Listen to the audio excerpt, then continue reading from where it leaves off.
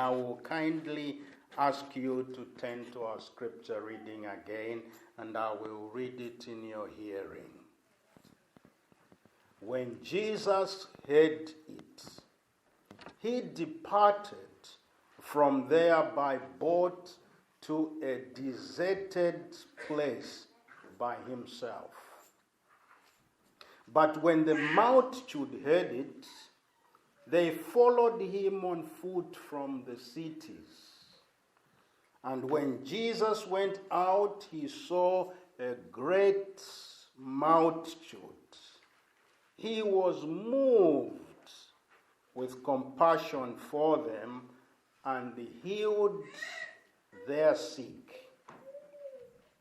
When it was evening, his disciples came to him saying, "This is a deserted place, and the hour is already late. Send the multitude away, that they may go into the village and buy themselves food." But Jesus said to them, "They do not need to go away. You give them something to eat." The context of this story begins with this transitional line. When Jesus heard it, he withdrew from there privately in a boat to a solitary place. Now, if you are paying attention to the narrative of the gospel story here, you will quickly notice that the things that Jesus heard were the stories about this bizarre murder of John the Baptist by Herod the king at a feast.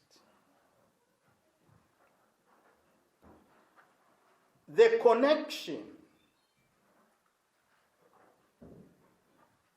of this murder to the feeding of the 5,000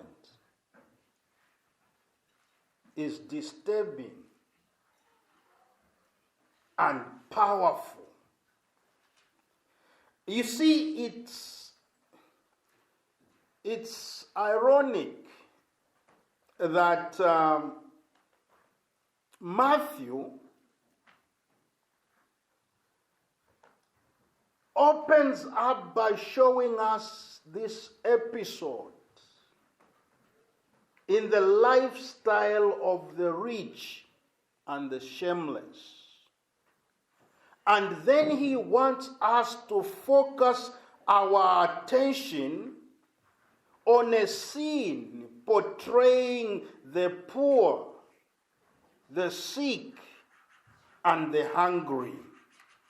The story of the feeding of the 5,000 is a familiar story. It is retold in all the four Gospels. Now, as I read, I think that this fourfold retelling of the story is a clue to us how important this story was to the church. But why is this story important? What does it say about God? How does it portray Jesus?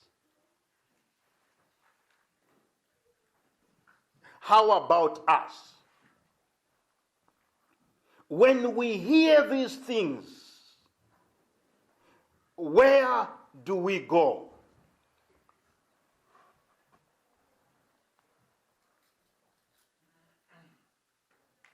Because this story is so familiar, it's very easy for us to romanticize the text, 5,000 people, not including women and children, is a big number. So I don't want you to forget. I don't want you to miss the point. Jesus is tired and very upset by the news that he has heard. John has been murdered in cold blood.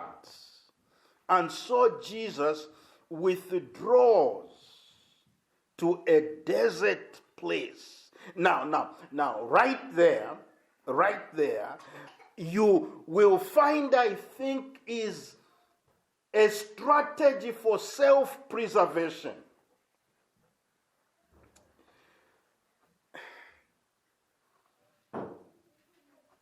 You know,